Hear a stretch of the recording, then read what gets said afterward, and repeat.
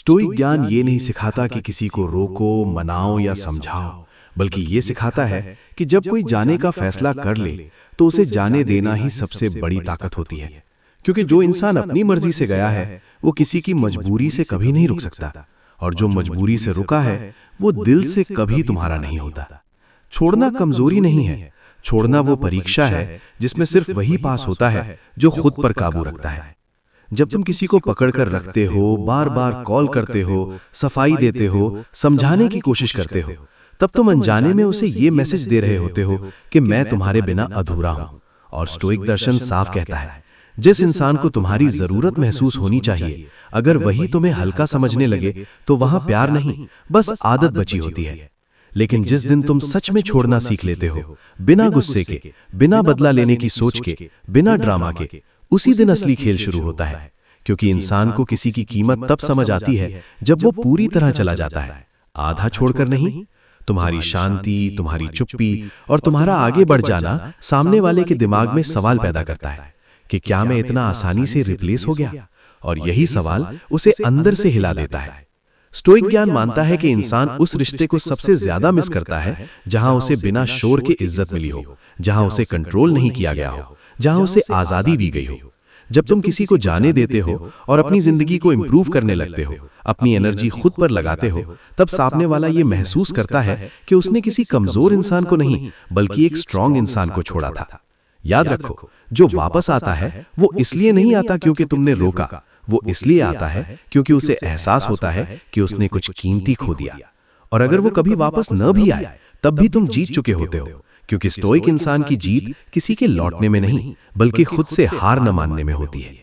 इसलिए छोड़ना सीखो, अटैचमेंट नहीं, सेल्फ रिस्पेक्ट पकड़कर रखो। जो जाना चाहता है उसे जाने दो, क्योंकि जो तुम्हारा होगा वो रुकने के लिए वजह ढूंढेगा, और जो नहीं है वो रोकने पर भी रास्ता ढूंढ ही लेगा।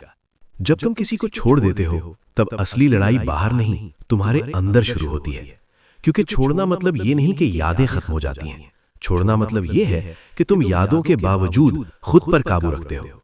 स्टोइक ज्ञान सिखाता है कि सेल्फ कंट्रोल ही असली पावर है, और जिस इंसान ने खुद को कंट्रोल करना सीख लिया उसे कोई दूसरा इंसान कंट्रोल नहीं कर सकता। इस स्टेज पर सामने वाला तुम्हारी उम्मीद करता है, कॉल, मैसेज, सवाल या कम से कम कोई इमोशनल रिएक्शन। लेकिन जब उसे कुछ भी नहीं मिलता तो उसका दिमाग बेचैन होने लगता है, क्योंकि इंसान उसी चीज का आदी हो जाता है जिस पर उसका अधिकार रहा हो, और अचानक वो अधिकार खत्म हो जाए तो ईगो सबसे पहले चोट खाता है। अब वो तुम्हें भूलने की कोशिश करता है, खुद को समझाता है कि उसने सही किया, नई चीजों में डिस्ट्रैक्शन ढूंढता है, लेकिन हर डिस्ट्रैक्शन टेम्परेरी होती है, क्योंकि जो रिश्ता शांति से भरा हो उसकी कमी शोर में भी सुनाई देती है।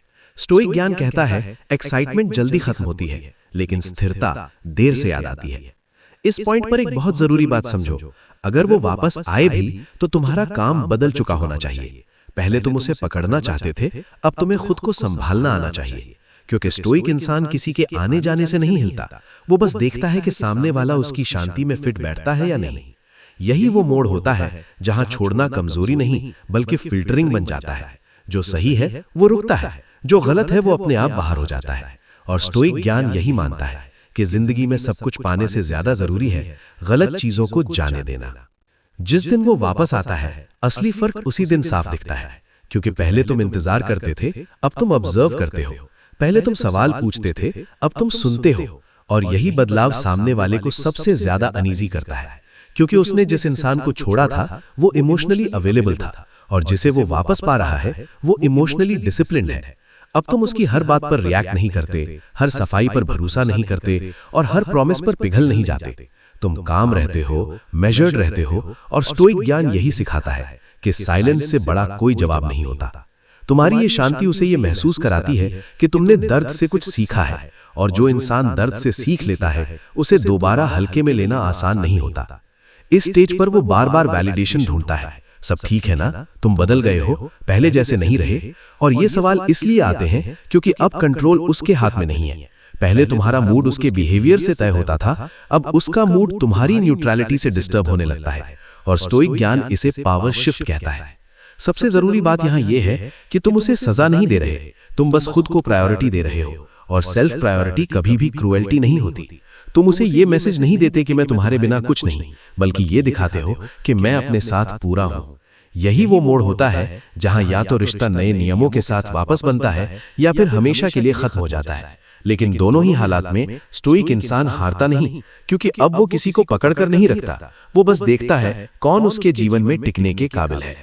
अंत में एक सच्चाई साफ समझ लो, स्टोइक इंसान किसी को इसलिए नहीं छोड़ता क्योंकि वो हार गया, वो इसलिए छोड़ता है क्योंकि उसने खुद को खोने से मना कर दिया। जब तुम किसी को जाने देते हो और फिर भी अपनी इज्जत, अपनी शांति और अपनी दिशा संभाल कर रखते हो, तब तुम उस लेवल पर पहुंच जाते हो जहां किसी का आना तुम्हें पूरा नहीं करता और किसी का जाना तुम्हें तोड़ नहीं पाता। जो इंसान वापस आता है वो तुम्हारी चुप्पी से सीख कर आता है, तुम्हारी गैर मौजूदगी से बदल कर आता है, और अगर वो नहीं भी आता तब भी तुम जीत चुके होते हो, क्योंकि स्टोइक ज्ञान यही मानता है कि सबसे बड़ी जीत किसी इंसान को पाना नहीं बल्कि खुद को खोने से बचाना है। रिश्ते तब तक ही मायने रखते हैं जब तक वो तुम्हारी शांति के साथ चले, और जिस रिश्ते में तुम्हें खुद को साबित करना पड़े वहां छोड़ना ही सबसे सही जवाब होता है। याद रखो, जो तुम्हारी कीमत समझता है वो तुम्हें खोने का रिस्क नहीं लेता, और जो ले लेता है वो खुद अपने फैसले का बोझ उठाता है। तुम किसी को सजा देने के लिए चुप नहीं रहते, तुम इसलिए चुप रहते हो क्योंकि अब तुम्हें शोर की जरूरत नहीं। स्टोइक इंसान अपनी शांति से जवाब देता है, और उसकी शांति ही उसकी सबसे तेज आवाज होती है।